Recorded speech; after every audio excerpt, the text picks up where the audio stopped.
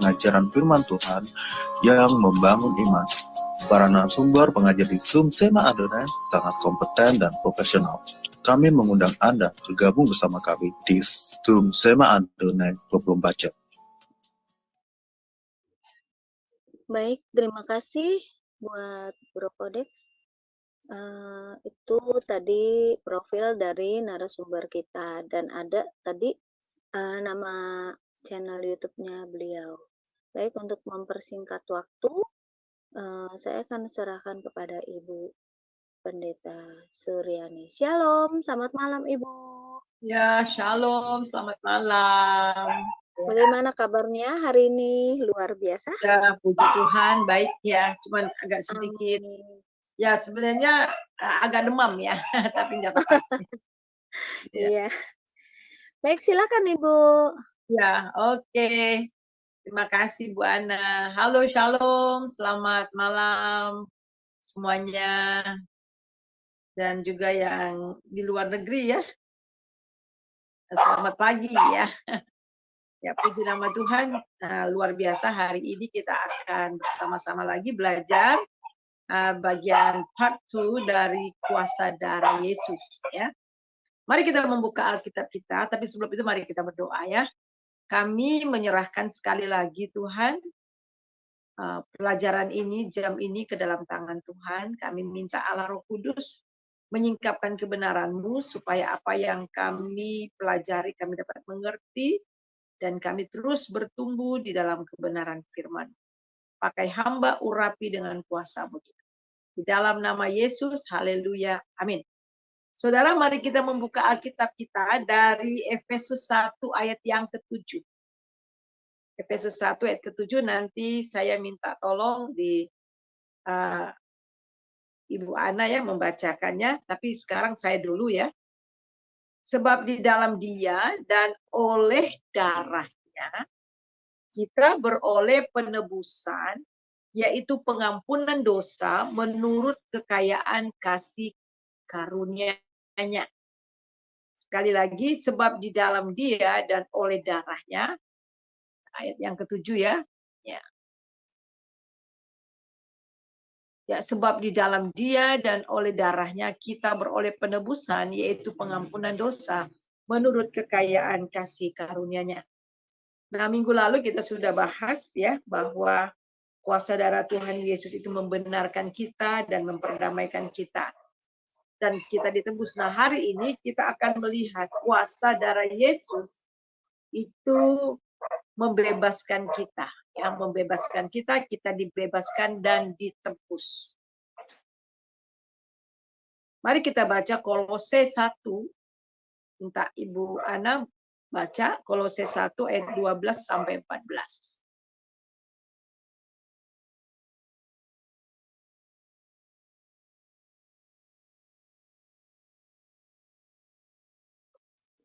Ya, Kolose pasal 1 ayat 12 sampai 14.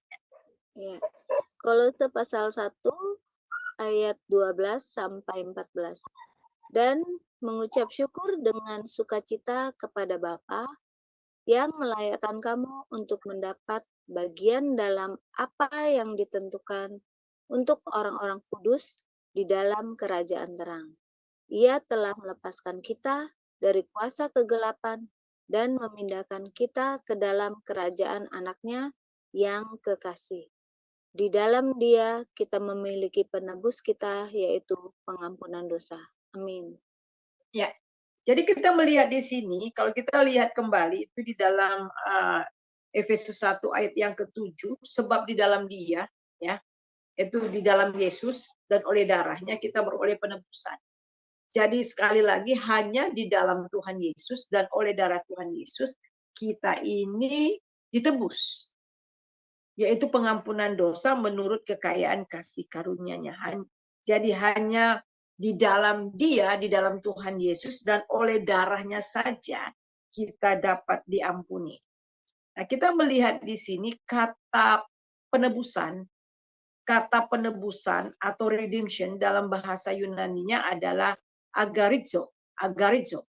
Itu artinya bayar bayar pergi ke pasar atau pergi ke pasar budak ya. Kalau kita melihat pada zaman dahulu ya, biasanya mereka itu ada pasar budak, ada hari-hari tertentu ada pasar budak dan budak-budak ada di situ, dan kemudian itu diperjualbelikan ya, dijualbelikan, dan ada orang tuan yang kaya, mereka datang untuk membelinya. Nah, di sini kita melihat di dalam 1 Korintus pasal 6 ayat 20, sebab kamu telah dibeli dan harganya telah lunas dibayar. Karena itu muliakan Allah dengan tubuhmu. Jadi saudara, kita melihat di sini bahwa kita telah lunas dibayar.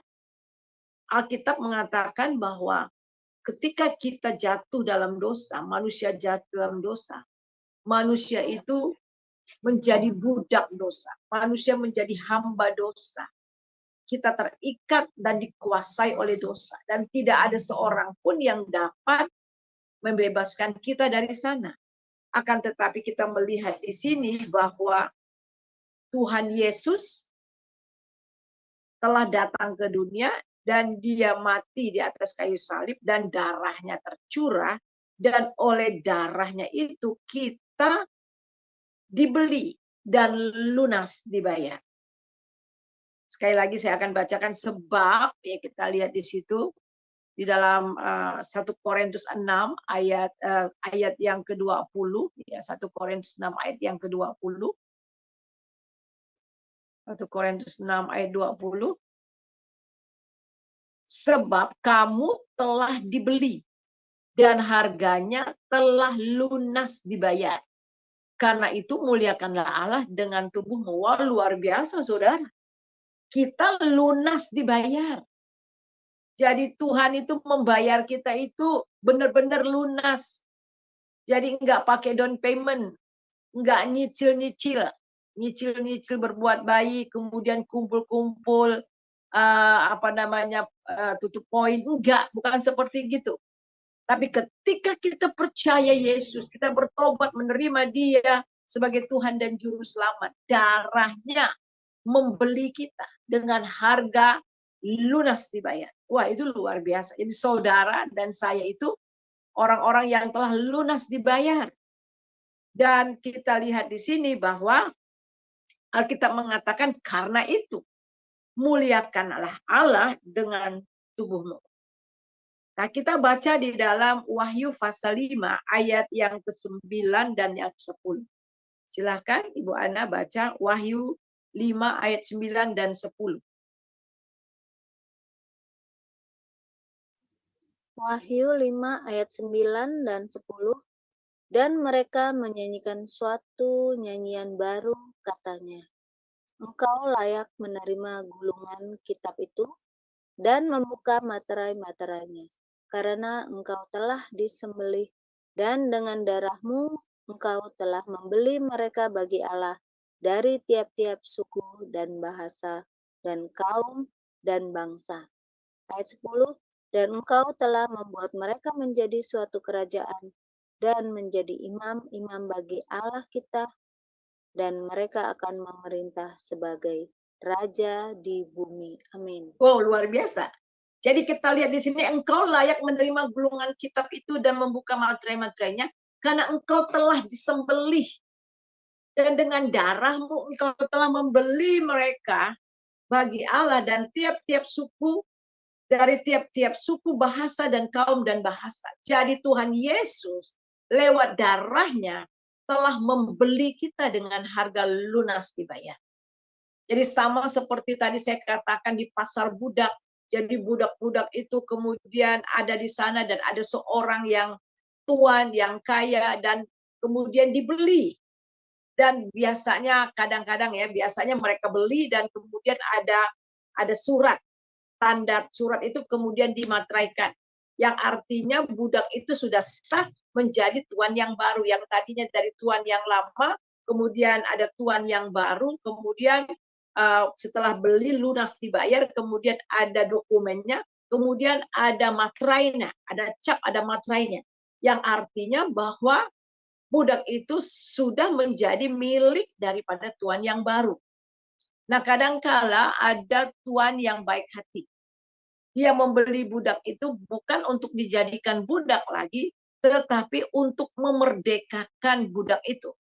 Jadi dokumennya dikembalikan lagi kepada dikasih kepada budak itu, dan tujuannya adalah dia memerdekakan budak itu.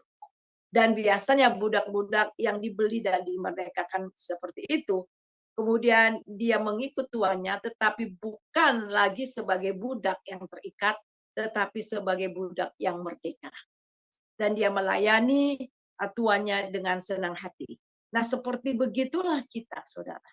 Jadi Alkitab jelas mengatakan bahwa kita ditebus, kita dibeli.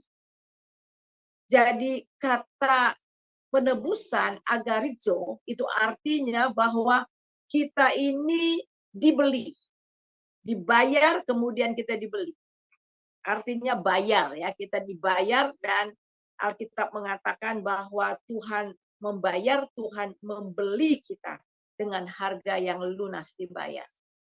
Wow, luar biasa. Supaya apa di sini dikatakan di dalam ayat yang ke-10 di Wahyu pasal yang ke-5, dan engkau telah membuat mereka menjadi satu kerajaan dan menjadi imam-imam bagi Allah kita. Kita yang sudah ditebus, yang telah dibeli dengan darah Yesus, ini kita ini menjadi satu kerajaan dan menjadi imam-imam bagi Allah kita, dan mereka akan memerintah sebagai raja di bumi. Itu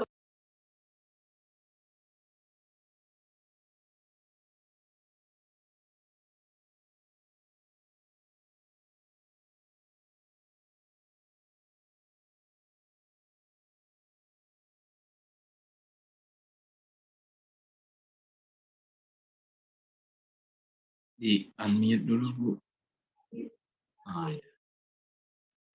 Sinyalnya mungkin. Tunggu sebentar, mungkin sinyalnya.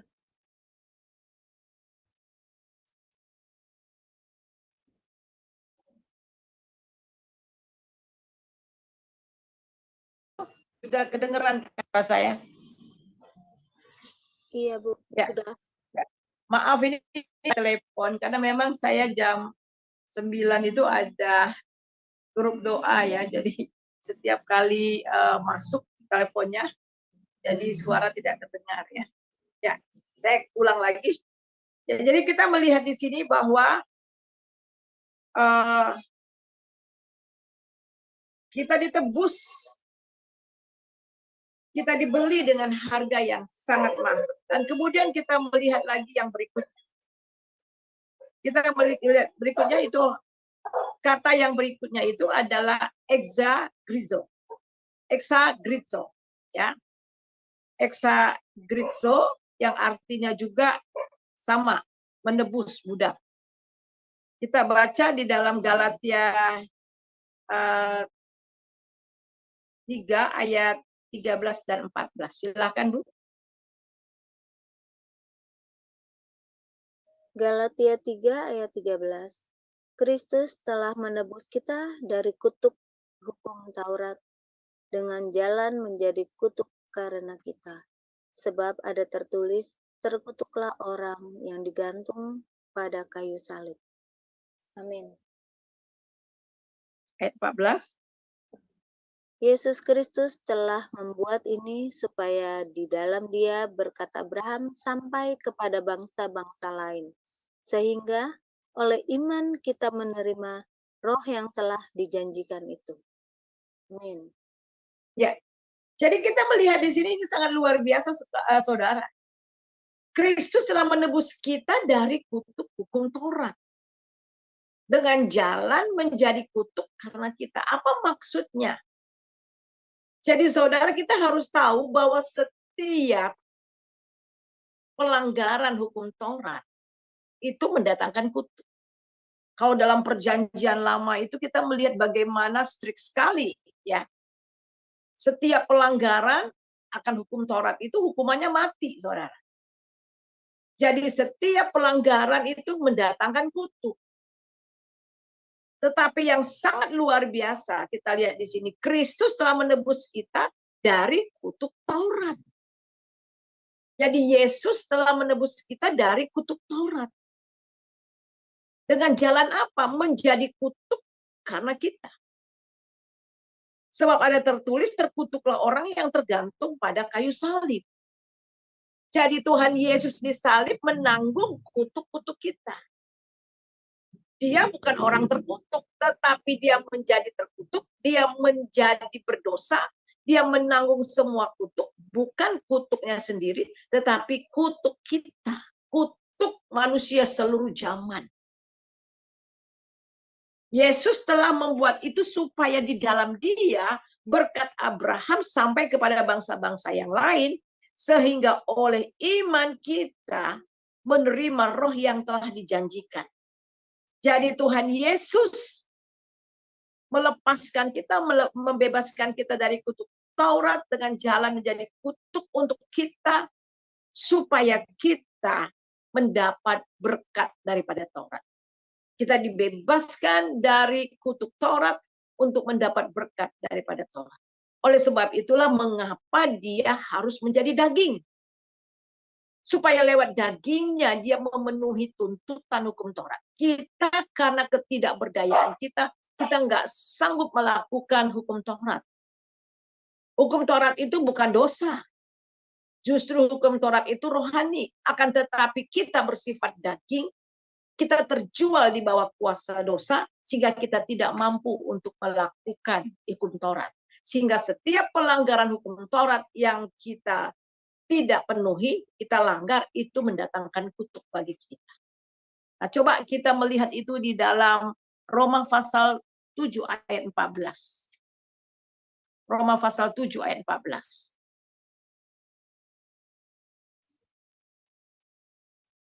Roma pasal 7 ayat 14. Ya, Sebab kita tahu bahwa hukum Taurat adalah rohani, tetapi aku bersifat daging, terjual di bawah kuasa dosa. Amin. Ya, jadi aku bersifat daging, terjual di bawah kuasa dosa. Jadi tidak ada satu orang pun yang dapat menggenapi hukum Taurat. Yesus menjadi daging supaya dia menggenapi hukum Taurat untuk kita. Kita baca Roma 8 ayat yang ketiga dan keempat.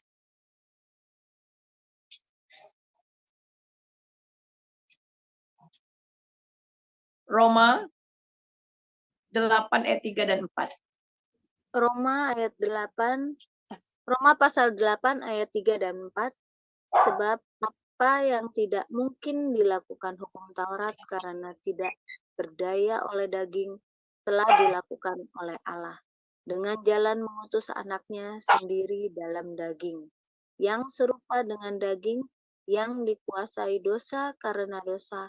Ia telah menjatuhkan hukuman atas dosa di dalam daging, supaya tuntutan hukum Taurat digenapi di dalam kita, yang tidak hidup menurut daging, tetapi menurut roh. Amin. Ya, amin. Itu jelas sekali, saudara. Jadi apa yang tidak mungkin dilakukan hukum Taurat karena tidak berdaya daging kita ini, telah dilakukan di dalam apa? Dengan jalan Allah mengutus anaknya, kita melihat di sini, sendiri dalam daging. Yang serupa dengan daging yang dikuasai dosa karena dosa. Ia telah menjatuhkan hukuman atas daging.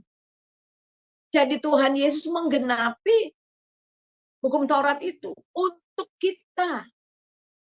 Dia menanggung kutuk itu untuk kita. Supaya apa, saudara? Supaya ayat yang keempat, supaya tuntutan hukum Taurat digenapi di dalam kita. Wow, luar biasa. Tuhan menggenapinya untuk kita. Sehingga kita yang percaya itu hukum Taurat itu digenapi dalam kita. Dan kita tidak lagi hidup menurut daging, tetapi menurut. Jadi ini luar biasa. Inilah yang namanya menebus. Ya, dia menebus itu sama juga dia menggantikan. Dia lakukan itu supaya kita dapat bebas. Dapat dibebaskan dari perbudakan dosa. Kemudian kata yang ketiga dari penebusan itu yaitu lutroo. Wutroo dalam bahasa Yunaninya, yaitu membebaskan seorang tawanan dengan membayar tebusan. Silakan baca Titus 2 ayat 14. Titus 2 ayat 14. Yang telah menyerahkan dirinya bagi kita untuk membebaskan kita dari segala kejahatan dan untuk menguduskan bagi dirinya suatu umat kepunyaannya sendiri yang rajin berbuat baik. Amin. Ya, yang telah menyerahkan dirinya bagi kita untuk membebaskan kita. Jadi saudara, kita melihat di sini, di dalam penebusan itu saudara, Allah Tritunggal, Allah Bapa, Allah Anak, Allah Roh Kudus terlibat di dalamnya. Allah Bapa menyediakan keselamatan buat kita. Dia yang merancang, dan kemudian Tuhan Yesus datang ke dunia, dia membayar harga dengan darahnya.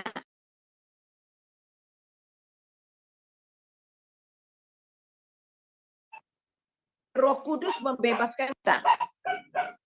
Kita melihat di sini di dalam Efesus, yang membebaskan kita karena kita dimateraikan oleh Roh Kudus. Mari kita coba baca di dalam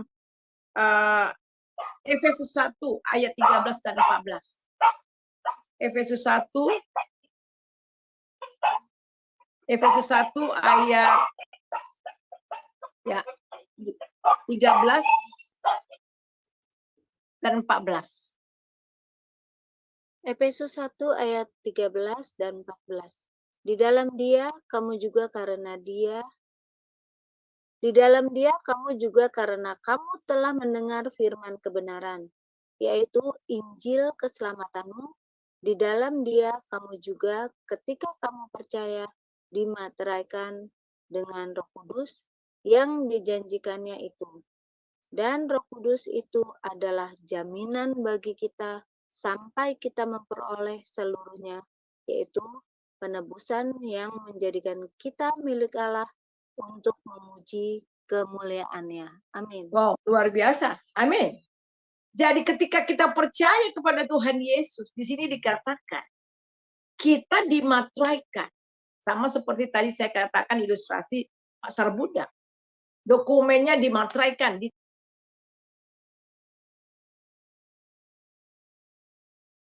Itu benar-benar sudah bebas, sudah merdeka, dan menjadi miliknya karena dia beli. Jadi kita melihat di sini bahwa Roh Kudus yang memateraikan kita. Dan kemudian kita melihat di sini ayat 14, dan Roh Kudus itu adalah jaminan bagian kita sampai kita memperoleh seluruhnya, yaitu penebusan yang menjadikan kita milik Allah untuk memuji kemuliaannya. Nah, kemudian kita melihat ada lagi kata anti-lutron. Anti-lutron artinya harga tebusan. Mari kita baca di dalam 1 Timotius 2 ayat 5 dan 6.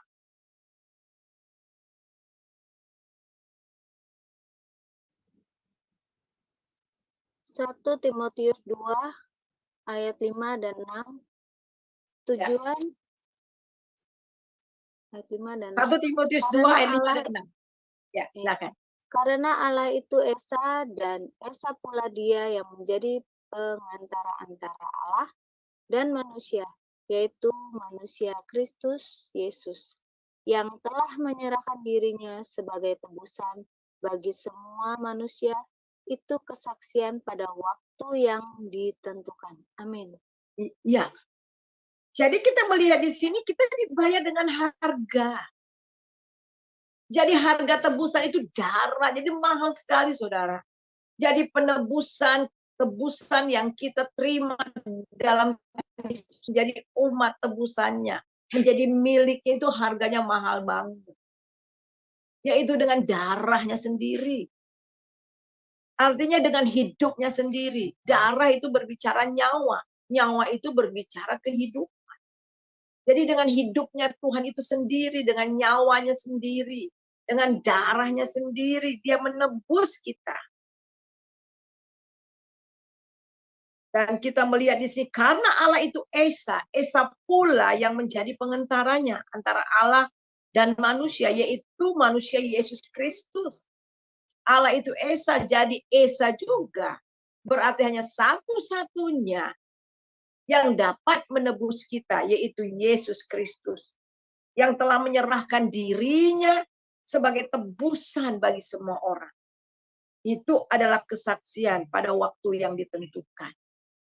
Kita lihat lagi, ada kata lagi untuk penebusan. Apolutrosis. Apolutrosis. To pay a ransom in order to return us to our former state. Artinya adalah bahwa untuk membayar tebusan agar kita kembali kepada rancangan Allah semula. Jadi untuk apa kita ditebus? Supaya kita kembali kepada fitrah kita semula. Yaitu kita diciptakan menurut gambar dan rupa Allah. Supaya kita dapat memuliakan Allah. Ketika Tuhan menciptakan kita, kita ini adalah manusia yang sempurna. Kita diciptakan di dalam kemuliaan Allah. Kita diciptakan dalam kebenaran Allah.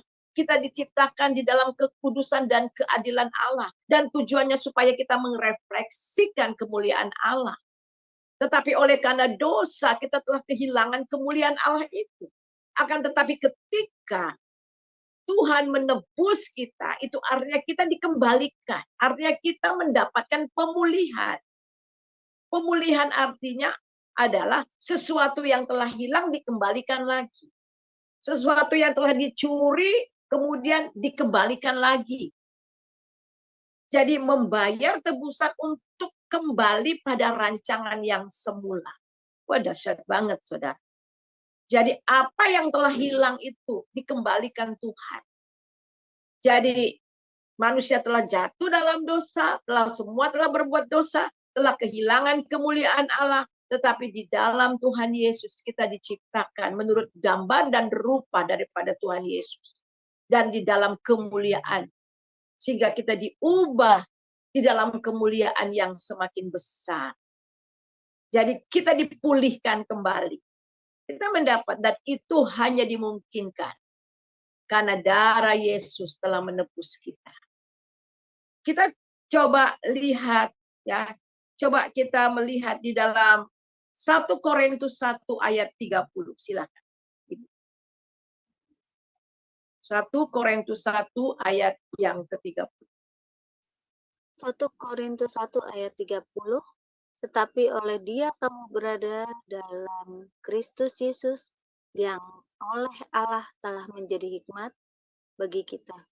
Ia membenarkan dan menguduskan dan menebus kita. Amin. Ya.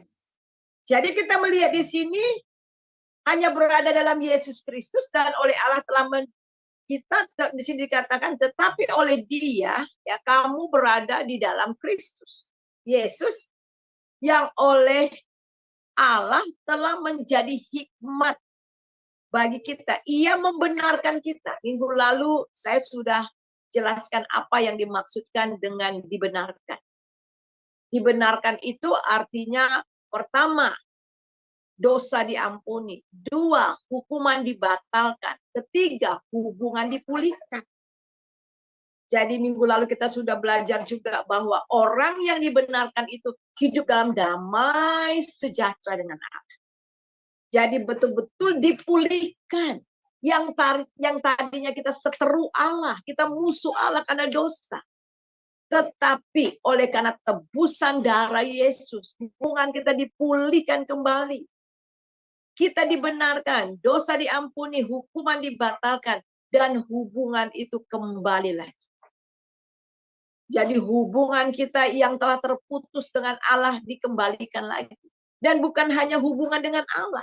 Ketika hubungan kita pulih dengan Allah, maka hubungan kita dengan diri kita juga pulih, dengan orang lain juga pulih. Dan yang sangat luar biasa, setelah itu, kita juga diberi kepercayaan, pelayanan pendamaian untuk menghubungi orang lain dengan orang lain, untuk mendamaikan orang lain dengan orang lain, dan juga untuk mendamaikan orang lain kepada Allah lewat berita Injil.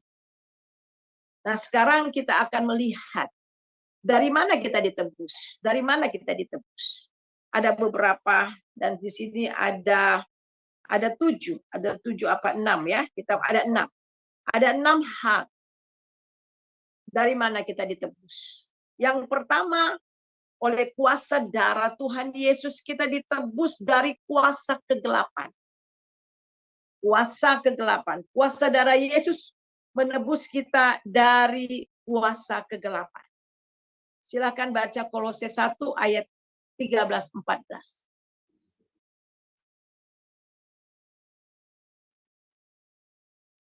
Kolose pasal 1 ayat 13 dan 14. Ia telah melepaskan kita dari kuasa kegelapan dan memindahkan kita ke dalam kerajaan anaknya yang kekasih. Di dalam Dia kita memiliki penebus kita, yaitu pengampunan dosa. Iya, luar biasa. Ia melepaskan kita dari kuasa kegelapan. Jadi kuasa darah Yesus telah melepaskan kita dari kuasa kegelapan dan memindahkan kita ke dalam kerajaan anaknya yang kekasih. Jadi di dalam Dia kita memiliki apa? Penebusan, yaitu pengampunan dosa. Jadi betul-betul sekarang dari posisi luar kita masuk ke dalam bersama dengan Yesus. Oleh sebab itu di dalam kita baca di dalam Roma pasal yang ke-6, silakan baca Roma pasal 6 ayat yang ke-5. Roma pasal 6 ayat yang ke-5.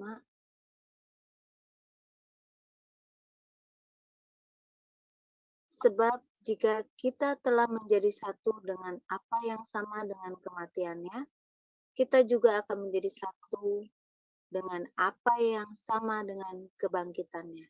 Amin. Ya. Ayat yang ke-6. Karena kita tahu bahwa manusia lama kita telah turut disalibkan sebab tubuh dosa kita hilang kuasanya, agar jangan kita menghambakan diri lagi kepada dosa. Amin. Ya. Jadi kita melihat di sini, saudara, kita dipindahkan dari kerajaan kegelapan dan kemudian masuk ke dalam kerajaan terang anaknya. Dan Alkitab juga katakan bahwa ketika kita dari posisi luar dan masuk menjadi satu bersama dengan Kristus. Di sini dikatakan karena itu kita tahu bahwa manusia lama kita telah turut disalibkan supaya tubuh kita hilang kuasanya. Ayat yang kelima. Ayat yang kelima.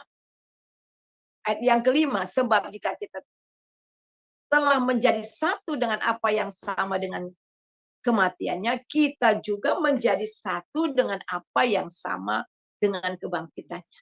Jadi kita melihat di sini bahwa kita menjadi satu dengan kematiannya dan juga menjadi satu dengan kebangkitannya supaya ada kuasa kebangkitan. Dan kemudian yang kedua kita melihat kuasa darah Yesus juga membebaskan kita dari kutuk hukum Taurat. Tadi sudah diterangkan, tapi kita baca sekali lagi. Galatia 3 ayat 13.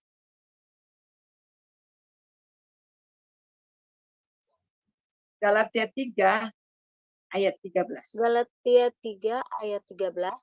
Kristus telah menebus kita dari kutuk hukum Taurat dengan jalan menjadi kutuk karena kita, sebab ada tertulis, terkutuklah orang yang digantung pada kayu salib. Amin. Ya, luar biasa. Kita dibebaskan dari kutuk Taurat. Roma pasal 8 ayat yang kedua. Silakan. Roma pasal 8 ayat yang kedua. Ayat yang pertama, yang kedua. Pertama dan kedua.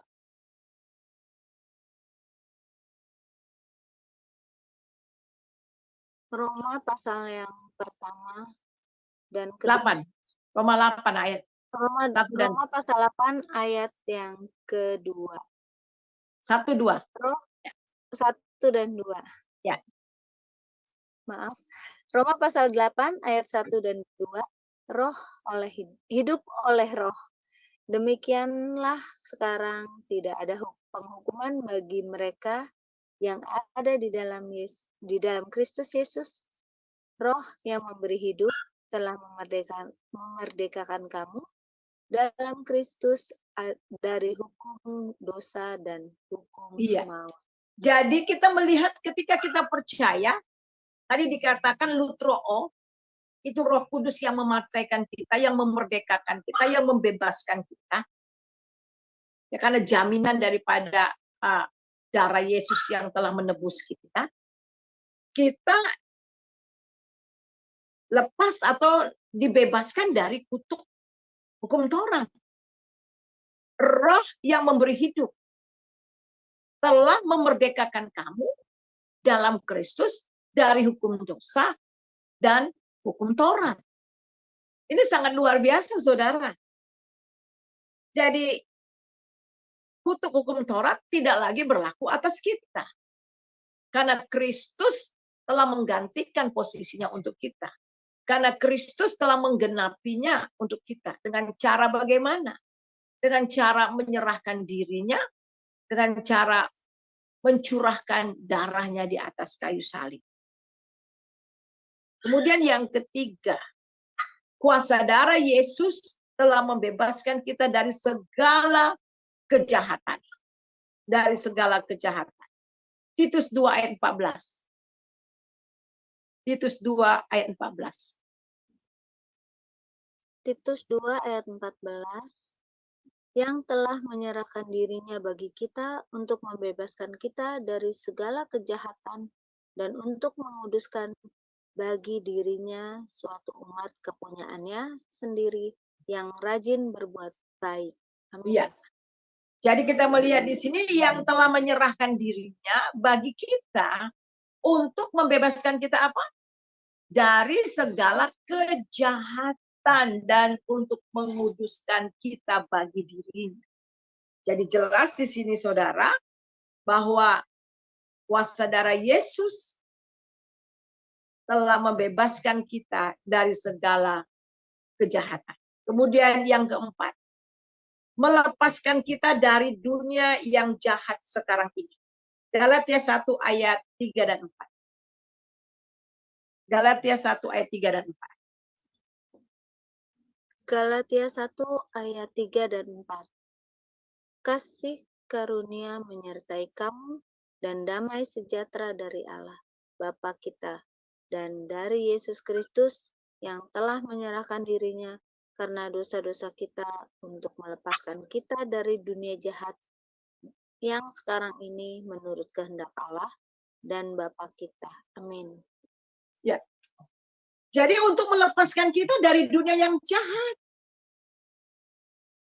Jadi supaya kita bebas dan kita terhindar dari dunia yang jahat.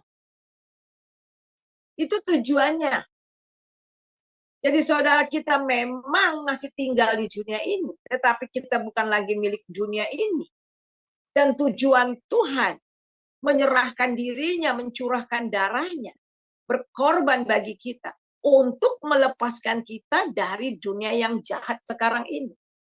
Saudara tahu nggak bahwa satu ketika nanti, ketika gereja Tuhan diangkat, anak-anak Tuhan diangkat, berarti Roh Kudus juga beserta dengan anak-anak Tuhan yang diangkat ini.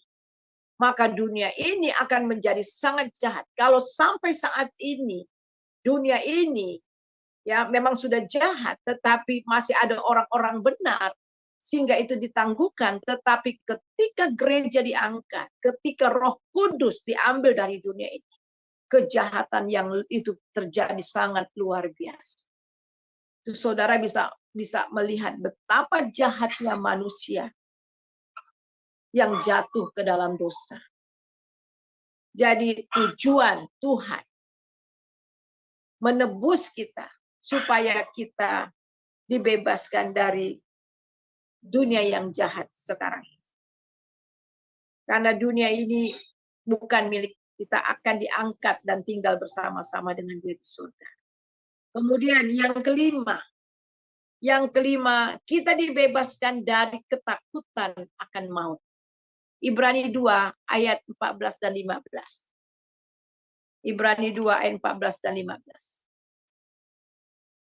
Ibrani 2 ayat 14 dan 15. Karena anak-anak itu adalah anak-anak dari darah dan daging, maka ia juga menjadi sama dengan mereka dan mendapat bagian dalam keadaan mereka, supaya oleh kematiannya ia memusnahkan dia, yaitu iblis yang berkuasa atas maut. Ayat 15.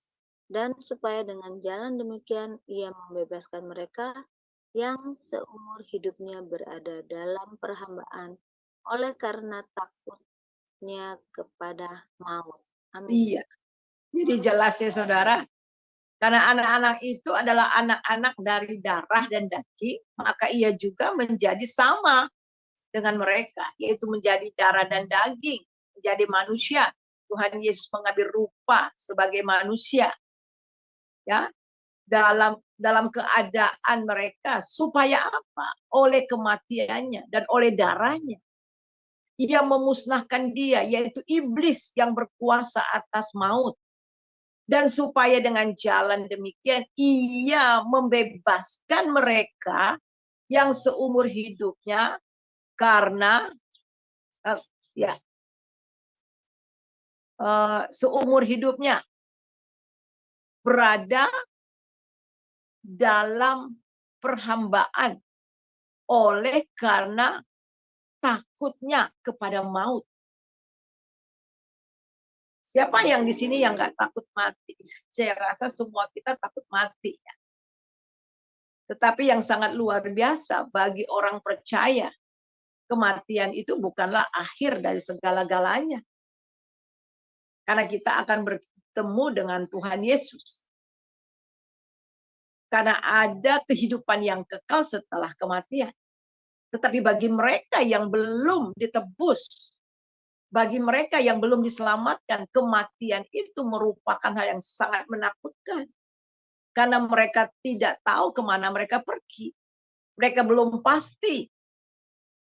Tetapi bagi mereka yang sudah ditebus oleh darah Yesus, ada kepastian hidup yang kekal. Sehingga ketakutan akan maut itu tidak lagi. Hai maut, di mana kesengatmu? Yesus sudah mengalahkan maut untuk kita. Supaya kita mendapatkan kehidupan yang kekal di dalam Dia. Dan kemudian yang keenam, kita ditebus, kuasa darah Yesus menebus kita dari cara hidup yang kita warisi dari nenek moyang kita. 1 Petrus 1 ayat 18 dan 19. 1 Petrus 1 ayat 18 dan 19. 1 Petrus 1 ayat 18 dan 19. Sebab kamu tahu bahwa kamu telah ditebus dari cara hidupmu yang sia-sia, yang kamu warisi dari nenek moyangmu itu, bukan dengan barang yang fana, bukan pula dengan perak atau emas, melainkan dengan darah yang mahal, yaitu darah Kristus, yang sama seperti darah anak domba, yang tidak bernoda dan tidak bercacat. Ya. Kita ditebus dengan darah yang mahal. Bukan dengan emas dan perak, tetapi dengan darah yang mahal. Itu darah anak domba Allah yang tidak bercacat. Yaitu darah anak domba yang sesungguhnya, yaitu Yesus Kristus. Supaya apa? Sebab kamu tahu bahwa kamu telah ditebus dari cara hidupmu yang sia-sia, yang kamu warisi dari nenek moyangmu.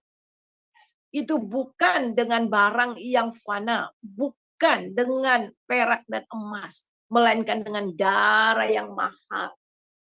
Jadi kita dibebaskan, kita ditebus dari cara hidup yang sia-sia. Cara hidup yang kita warisi dari nenek moyang kita, yaitu dari Adam. Jadi ketika kita percaya sama Tuhan Yesus, kita menerima Tuhan Yesus, ada kodrat ilahi, ada DNA-nya Allah di dalam hidup kita. Sehingga kita bisa luput dari hawa nafsu dunia ini. Dan kemudian yang sangat luar biasa, hidup kita dari sia-sia menjadi hidup yang berarti. Yesus katakan, pencuri datang untuk mencuri, membunuh, dan membinasakan. Tetapi aku datang supaya kamu memiliki hidup dan hidup yang kelimpahan. Kehidupan yang luar biasa. Kehidupan yang diubah dari waktu ke waktu. Dan Alkitab juga mengatakan kalau kita melihat di dalam 2 Korintus pasal 3. Mari kita lihat 2 Korintus pasal yang ketiga. Kita baca ayat 17 dan 18. 2 Korintus 3 ayat yang ke-17 dan 18. Dan 18. Sebab Tuhan adalah roh, dan di mana ada roh Allah, di situ ada kemerdekaan. Dan kita semua mencerminkan kemuliaan Tuhan dengan muka yang tidak berselubung.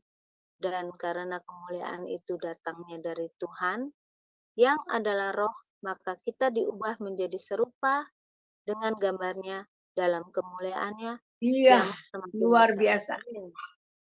Jadi kita ditebus dari cara hidup kita yang sia-sia, yang kita warisi dari nenek moyang kita. Dan kemudian kita dimerdekakan karena kita telah menerima Roh Kudus. Dan kemudian kita diubah. Kita diubah apa saudara? Diubah menjadi apa? Kita lihat ayat 18 di sini dikatakan. Dan kita semua mencerminkan kemuliaan Tuhan dengan muka yang tak terselubung. Dan karena kemuliaan itu datangnya dari Tuhan yang adalah roh, maka kita diubah menjadi serupa dengan gambarnya dalam kemuliaan yang semakin besar. Jadi kehidupan kita ini proses, saudara. Proses, dan Tuhan terus mengubah kita dari waktu ke waktu. Dalam apa? Dalam kemuliaannya yang semakin besar. Jadi semakin besar, yang meningkat. Jadi kita harus tahu bahwa destiny akhir daripada kekristenan kita itu untuk menjadi serupa dengan Kristus. Jadi dia membebaskan kita, dia menebus kita, dan kemudian dia mengubah kehidupan kita. Kita melihat di sini karena kita telah ditebus dan dibebaskan oleh darah Yesus. Kita juga telah dipulihkan. Kita telah dipulihkan dalam hubungan kita dengan Tuhan. Kita telah dipulihkan dengan hubungan kita dengan diri kita sendiri. Kita telah dipulihkan dengan hubungan dengan orang lain. Dan sekarang pertanyaannya, apakah Anda telah mengenal Sang Penebus saudara? Kenalilah Sang Penebus saudara. Atau Anda mau menebus diri sendiri. Itu impossible. Ada banyak orang mengatakan kepada saya, kan yang bikin dosa kita, Bu. Kenapa harus Allah yang repot-repot turun ke dunia, mati, dan kemudian darahnya tercurah untuk nebus kita? Karena kita yang berbuat dosa, ya kita aja yang nebus dosa kita. Saudara, justru ini nggak make sense. Bagaimana kita yang berdosa, kita bisa menebus dosa kita? Sampai kapanpun tidak akan pernah kita bisa menebus dosa kita sendiri.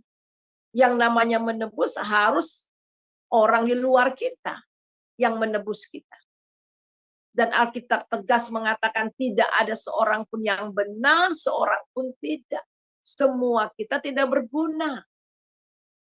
Semua kita menuju kepada kematian yang kekal. Sebab itulah apa yang tidak mungkin dilakukan oleh kita, dilakukan oleh Allah di dalam anaknya Yesus Kristus.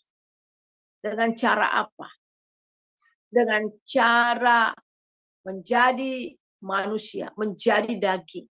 Supaya lewat daging Tuhan Yesus, darahnya bisa tercurah. Ada orang juga mengatakan seperti ini. Kok Allahnya, kok Tuhannya orang Kristen itu mati? Kita harus tahu bahwa yang mati itu adalah tubuh daging daripada Tuhan Yesus. Karena ketika firman itu datang ke dunia, dia menjadi daging sama seperti kita, ada darah daging. Dia harus menjadi daging supaya lewat dagingnya di atas kayu salib dia menebus kita dengan darah. supaya lewat daging Tuhan Yesus semua dosa-dosa, semua pemberontakan saudara dan saya, bahkan seluruh dosa manusia di dunia ini, bahkan seluruh zaman, ditimpakan di atas daging Yesus di atas saya. Supaya siapa yang percaya kepada Dia, mengaku Dia sebagai Tuhan dan Juru Selamat, mengalami kehidupan yang baru di dalam Dia, semua korban darah yang telah tercurah berlaku atas kita semuanya. Jadi saudara yang kekasih, untuk akhir daripada firman Tuhan pada malam ini, Dia menebus kita dari budak dosa supaya kita menjadi budak kebenaran. Yang terakhir, coba baca Roma 6 ayat 18.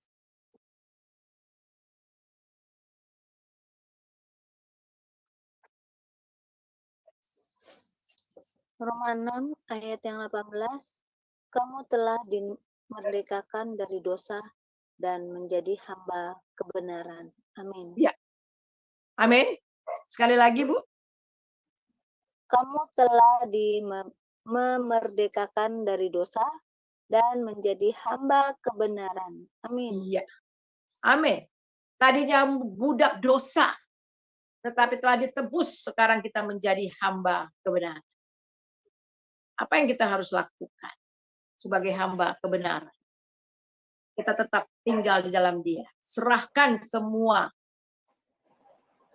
kehidupan kita kepada Dia. Paulus mengatakan di dalam Roma pasal yang ke-12 ayat pertama. Kita baca Roma yang terakhir, Roma 12 ayat yang pertama. Roma 12 ayat yang pertama, persembahan yang benar.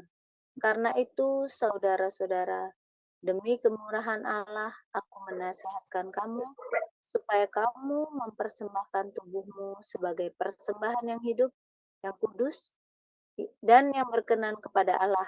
Itu adalah ibadahmu yang sejati. Amin. Amin. Nah, bagaimana supaya kita tetap di dalam Dia? Kita mau mempersembahkan hidup kita kepada Tuhan. Jadi persembahan yang hidup, yang kudus, dan yang berkenan kepada Allah. Kalau tadinya anggota-anggota tubuh kita dipakai untuk menjadi senjata kelaliman, tapi sekarang mari kita serahkan seluruh anggota hidup tubuh kita untuk dipakai menjadi senjata kebenaran. Dan Alkitab mengatakan bahwa itu adalah ibadahmu yang sejati. Mari kita satu dalam doa.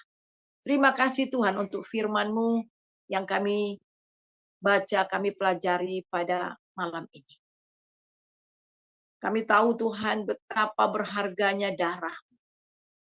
darah-Mu yang kudus, darah-Mu yang mahal, telah menebus kami, telah membebaskan kami dari kutuk-kutuk dosa, dari maut, telah membebaskan kami dari kerajaan kegelapan dan memindahkan kami kepada kerajaan terang anak-Mu. Telah membebaskan kami, memerdekakan kami dari cara hidup yang sia-sia yang kami warisi dari nenek moyang kami. Kami mengucap syukur Tuhan